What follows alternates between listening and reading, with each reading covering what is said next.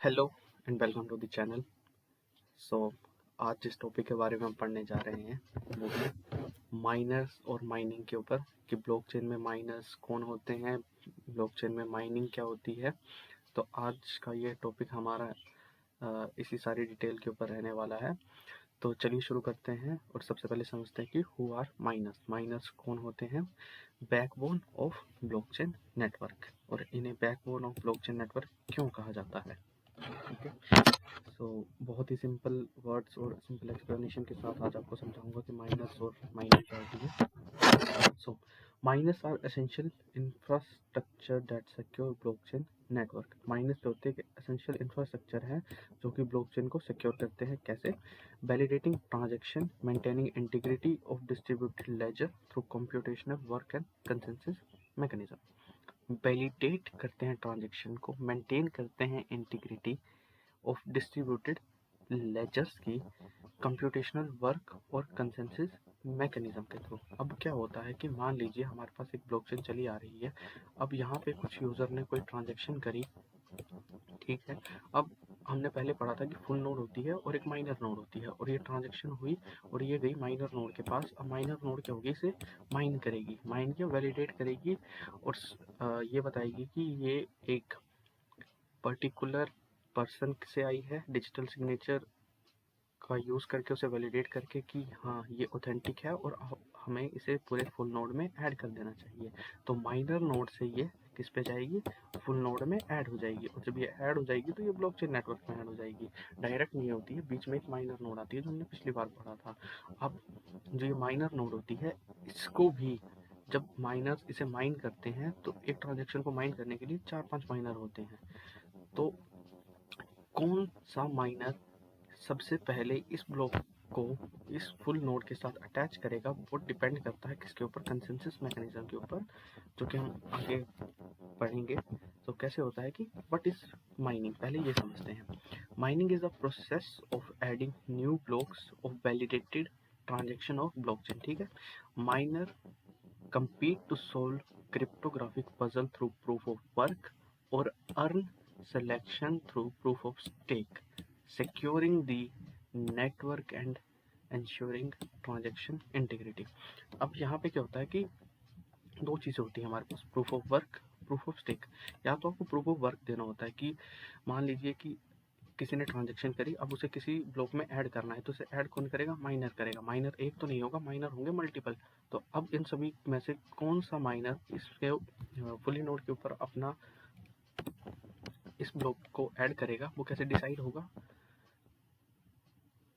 Blockchain क्या करेगी? एक क्रिप्टोग्राफिक पजल देगी, जो सबसे पहले सोल्व करेगा यानी कि प्रूफ ऑफ वर्क दिखाएगा, उसका ब्लॉक कहाँ पे ऐड हो जाएगा? फुली नोड में ऐड हो जाएगा। ओके। और दूसरा होता है proof of stake. Proof of stake का मतलब है कि जिसका स्टेक सबसे ज़्यादा है, मतलब कि किसी ब्लॉक को ऐड करने के लिए 51% से ज़्यादा का स्टेक चाहिए आपको ब्लॉकचेन नेटवर्क में।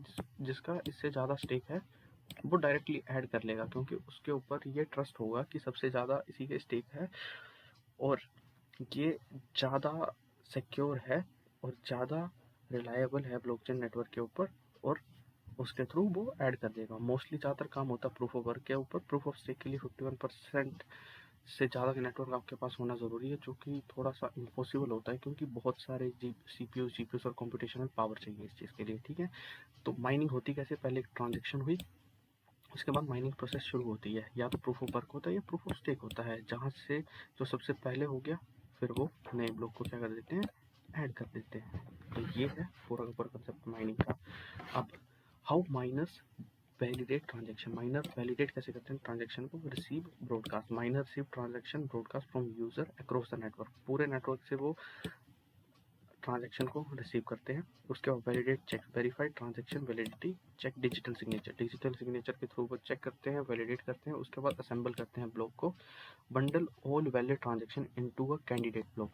अब मान लीजिए हमारे पास 10 ट्रांजेक्शन है, 10 ट्रांजेक्शन को वो एक ब्लॉक के अंदर डालेंगे और ब्लॉकचेन के फुल नेटवर्क में ऐड कर देंगे। ठीक है। Organise with transaction data and meta data. Perform mining, execute proof of work, hashing या proof of stake validation to secure the block. Proof of work या प्रूफ ऑफ स्टेक दिखाएंगे, जो पहले अप्लाई हो गया उसके थ्रू उसका ब्लॉक ऐड हो जाएगा फुली नेटवर्क के ऊपर। add to the chain, upon success add block to the blockchain, network node update their ledger in consensus। इस तरीके से पूरी की पूरी माइनिंग होती है और माइनर्स वैलिडेट करते हैं ट्रांजेक्शन को। अब माइनर्स को कुछ ना कुछ तो रिवॉर्ड भी मिलता होगा ना इस काम के लिए, क्योंकि कोई फ्री तो है नहीं कि मैं आऊँ और अपडेट कर दूँ, नहीं, कुछ रिवॉर्ड मिलता है। और वो रिवॉर्ड क्या होता है, कुछ कॉइन्स या ट्रांजेक्शन फीस होती है। जैसे earning structure, miner earn newly maintained crypto currency, block reward पर transaction, fees collected from the user, user से कुछ वो फीस चार्ज करेंगे इस कंप्यूटेशन को पूरा करने के लिए। This reward compensate for computational resources, electricity cost and hardware investment. जिस माइनर ने अपना हार्डवेयर इन्वेस्टमेंट लगाई है, इलेक्ट्रिसिटी कॉस्ट लगाई है, अपने रिसोर्सेज लगाए हैं, उसके लिए वो कुछ ना कुछ तो फीस चार्ज करेगा।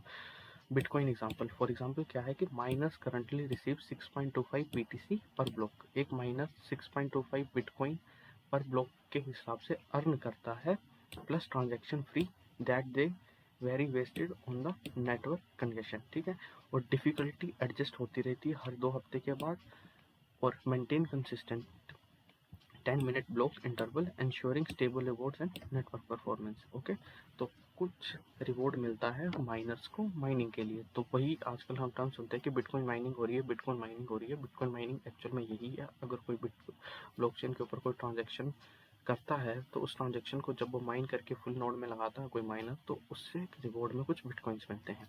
That's bitcoin mining. Block reward, newly created crypto currency, fee reward, user transaction fee. ठीक है, अब है example bitcoin miners and blocks.